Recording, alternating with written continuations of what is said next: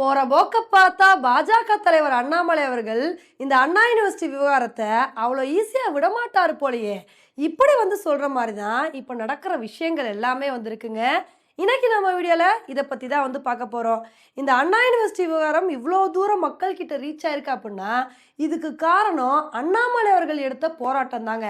சாட்டையடி போராட்டம், பிரஸ் மீட்டுன்னு சொல்லி இவர் பண்ண விஷயங்கள்னால தான் அண்ணா யூனிவர்சிட்டியில் இவ்வளோ பெரிய ஒரு சம்பவம் நடந்திருக்கு அப்படின்னு எல்லாத்துக்குமே தெரிய ஆரம்பிச்சிருக்கு. இப்போதான் இந்த பிரச்சனையோட சீரியஸ்னஸ் என்ன அப்படின்னு எல்லாருமே புரிஞ்சுக்க ட்ரை பண்ணிட்டு இருக்காங்க. இப்படி இருக்கும்போது இப்போ இன்னொரு சம்பவம் நடந்திருக்குங்க. சென்னை மாநகராட்சியோட 184வது வார்டு உறுப்பினரான ரவிச்சந்திரன் அவர்கள் ஒரு சர்ச்சையான பேச்சை பேசியிருக்காரு. இவர் என்ன சொல்லியிருக்காரு அப்படின்னா, எங்கேயோ ஒரு பொண்ணு யாரையோ லவ் பண்ணிட்டு ஏதோ கேஸ் கொடுக்குறாங்க அப்படின்னா இதுக்கு நம்ம என்ன பண்ண முடியும்? நம்மளா பஞ்சாலான சாட்டையில் எடுத்து அடிக்கிறனால ஏதாவது ஒரு பிரயோஜனம் இருக்கா? எங்கேயோ ஒரு பொண்ணு யாரையோ லவ் பண்ணிருக்கு, இதுக்கு நம்ம என்ன பண்றது அப்படின்னு ரொம்ப கேஷுவலாக இந்த மாதிரி ஒரு பேச்சை பேசியிருக்காருங்க. இதை பார்க்கும்போது தான் நம்ம எல்லாத்துக்குமே ஒரு மிகப்பெரிய அதிர்ச்சியாக இருக்கு.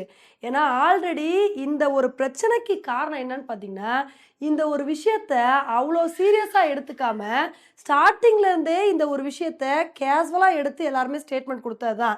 ஏன்னா அண்ணா பல்கலைக்கழகத்தில் இவ்வளோ பெரிய ஒரு சம்பவம் நடந்துச்சு. அதுக்கப்புறம் கூட உயர்கல்வித்துறை அமைச்சர் என்ன சொல்லியிருந்தார் அப்படின்னா, இது அந்த பொண்ணுக்கு தனிப்பட்ட முறையில் நடந்த பிரச்சனை, இந்த பிரச்சனையை அரசியல் ஆக்கக்கூடாது அப்படின்னு அவர் ஃபர்ஸ்ட் கேஷுவலாக ஸ்டேட்மெண்ட் கொடுத்துருந்தாரு. அதுக்கப்புறம் கமிஷனர் இருந்துக்கிட்டு ஆமாம் எஃப்ஐஆர் லீக் ஆயிடுச்சு, நாங்கள் என்ன பண்ணுறது, அது மட்டும் இல்லாமல் எஃப்ஐஆரில் நாங்கள் கண்டது கலையெல்லாம் எழுதலை, அந்த பொண்ணு என்ன சொல்லிச்சோ அதை தான் எழுதணும், எங்கள் மேலே என்ன தப்பு இருக்குது அப்படின்னு அவர் ஒரு பக்கம் கேஷுவலாக பேசியிருந்தார். இவ்வளோ தூரம் இந்த பிரச்சனையை எல்லாருமே கேஷுவலாக ஹேண்டில் பண்ணிட்டு இருந்தாங்க. ஆனால் அண்ணாமலை அவர்கள் தான் இந்த ஒரு பிரச்சனையை வெளியே கொண்டு வரதுக்காண்டி ப்ரெஸ் மீட் நடத்தி சாட்டையடி போராட்டம் நடத்தி கொஞ்சம் கொஞ்சமாக இந்த பிரச்சனையோட சீரியஸ்னஸை புரிய வச்சுட்ருக்காரு.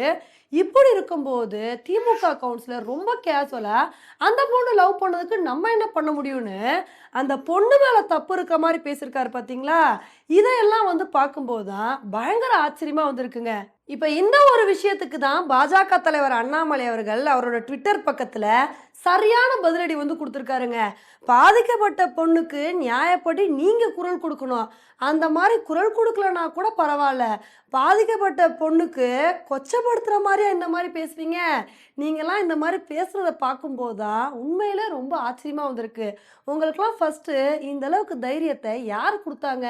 குற்றவாளி உங்களோட கட்சிக்காரர் அப்படின்றதுக்காண்டி நீங்கள் என்ன வேணால் பேசுவீங்களா?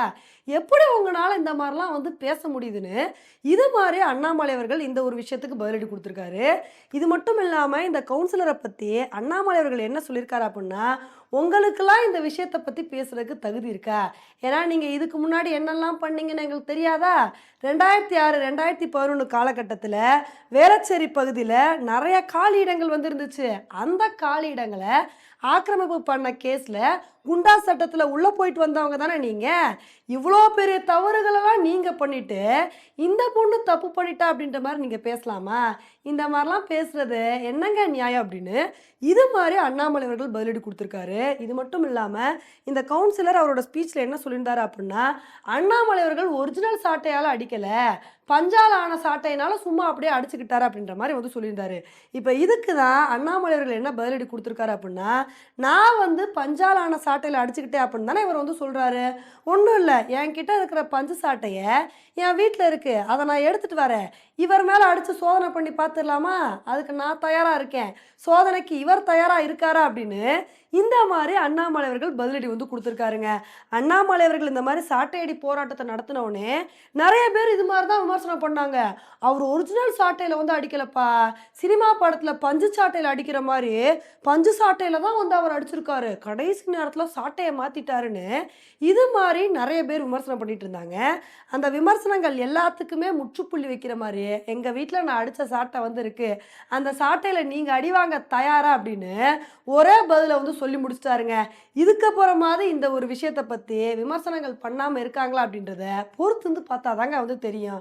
இப்போ இந்த விஷயத்தில் அரசியல் கட்சிகள் தான் இந்த மாதிரி பேசிட்டு வந்துட்டு இருக்காங்கன்னு பார்த்தா ஊடகங்களும் ஒரு சில கீழ்த்தனமான வேலையை தாங்க வந்து பண்ணிட்டு இருக்காங்க.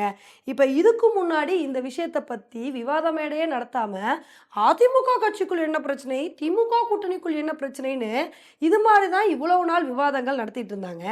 ஆனா எப்ப அண்ணாமலை அவர்கள் இந்த ஒரு பிரச்சனைய வெளிய கொண்டு வந்தாரோ, அப்புறம் தான் இந்த ஒரு விஷயத்த பத்தி லைட்டா நியூஸ் போட ஆரம்பிச்சு, இப்போ கொஞ்சம் கொஞ்சமா விவாதம் நடத்த வந்து ஆரம்பிச்சிருக்காங்க. அந்த வகையில கார்த்திகேய செல்வன் தலைமையில வந்து ஒரு விவாத மேடை வந்து நடந்திருக்குங்க. இந்த ஒரு வன்கொடுமையை பத்தி விவாத மேடை வந்து நடத்திருக்காங்க. அதுல என்ன கேள்விகள் வந்து எழுப்பியிருக்காங்க அப்புட்ன்னா, இவ்ளோ தூரம் வந்து பிரச்சனை வந்து போய்க்கிட்டு இருக்கே, இந்த பிரச்சனையில உண்மையான அக்கறை யாருக்கு வந்து இருக்கு? ஆளுங்கட்சிக்கு வந்து இருக்கா? இல்ல இந்த விஷயத்தை எதிர்த்து போராட்டம் பண்ற அதிமுகவுக்கும், தாவேகா கட்சிக்கும் இருக்கா? அப்படின்னு இது மாரி விவாதத்த வந்து நடத்திருக்காங்க. இப்ப இத வந்து பார்த்துட்டு தான் பாஜகவோட ஆதரவாளர்கள் செம்ம கடுப்புல வந்து இருக்காங்க. விவாத மேடை நடத்துறதெல்லாம் வந்து சரி, அதுலயும் பாஜகவோட பேர வந்து புறக்கணிக்கிறீங்க. இன்னைக்கு வந்த தாவேகா கட்சி பெரிய போராட்டம் பண்ணிட்டாங்க. பாஜக போராட்டம் பண்ணலையா? என்னங்க உங்களோட நியாயமா வந்திருக்கு? இந்த விஷயத்த மொத கையில எடுத்தது யாரு? பாஜக தலைவர் அண்ணாமலை அவர்கள் தானே ஃபர்ஸ்ட் பிரஸ் மீட்டே வந்து குடுத்தாரு. எஃப்ஐஆர் லீக் ஆனவுனே அவர் தானே கொந்தளிச்சு போய் பேசினாரு. அதுக்கப்புறம் தானே இந்த இஷ்யூவே பெருசாச்சு. ஆனா கொஞ்சம் கூட மனசாட்சியே இல்லாம இந்த விவாத மேடையில நீங்க பாஜகவோட பேரை பயன்படுத்தாம தாவேகா பேரை பயன்படுத்துறீங்க பாத்தீங்களா?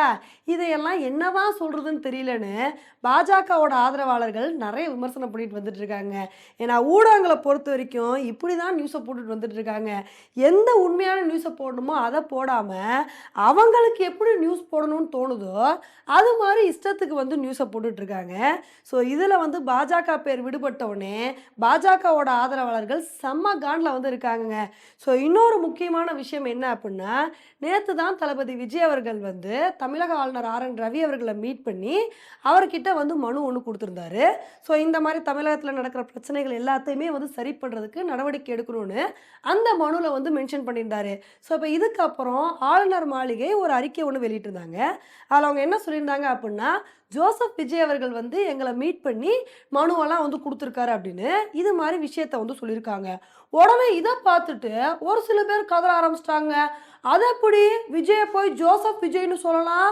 இது தப்பு இல்லையா? அவரை நியாயப்படி விஜய்னு தானப்பா சொல்லணும். இஷ்டத்துக்கு எப்படி ஜோசப் விஜய்னு சொல்வீங்கன்னு ஒரு சில பேர் வந்து பொங்க ஆரம்பிச்சிட்டாங்க.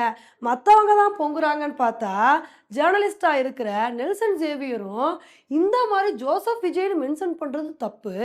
ஒரு கட்சி தலைவர் அவரை வந்து விஜய்னு அடையாளப்படுத்துறதுல தான் அவர் வந்து விரும்புகிறாரு.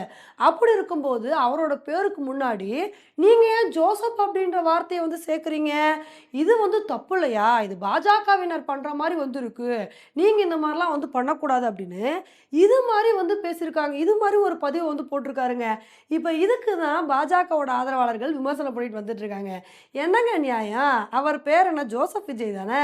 ஜோசப் விஜய் அப்படின்ற பேரை ஜோசப் விஜய்ன்னு தானே மென்ஷன் பண்ண முடியும். அதை விட்டுட்டு விஜய் நான் வந்து சொல்ல முடியும்? உண்மையான பேரை தானே வந்து சொல்ல முடியும். இதை வச்சு எப்படி மத அரசியல் பண்ணுறாங்கன்னு சொல்கிறீங்க? உங்கள் இஷ்டத்துக்கே நாங்கள் வந்து பேர் சொல்லணுமா? உண்மையான பேர் எதுவோ அதை தான் நாங்கள் வந்து சொல்லுவோம். அதை தான் அவங்க வந்து சொல்லியிருக்காங்க. இதை போய் பெரிய இஷ்யூவாக கிரியேட் பண்ணாதீங்கன்னு இது மாதிரி பாஜகவோட ஆதரவாளர்கள் கருத்துக்களை பதிவு பண்ணிட்டு வந்துட்டு இருக்காங்க. ஆனால் இந்த விஷயத்தில் என்னதான் ஊடகங்கள் மூடி மறைச்சாலும் இந்த விஷயம் யாருனால வெளியே வந்துச்சு அப்படின்றது மக்களுக்கு வந்து தெரியுங்க. அண்ணாமலை அவர்கள் இவ்வளோ போராடினால தான் இந்த விஷயம் மக்கள்கிட்ட வந்து இவ்வளோ தூரம் வந்து ரீச் ஆயிருக்கு. ஓகே ஃப்ரெண்ட்ஸ், இந்த ஒரு விஷயத்தை பற்றி நீங்கள் என்ன நினைக்கிறீங்க அப்படின்றத என்னோட கமெண்ட் செக்ஷனில் வந்து போடுங்க. இதே மாதிரி இன்னொரு வீடியோவில் உங்களை வந்து மீட் பண்ணுறேன். Bye friends.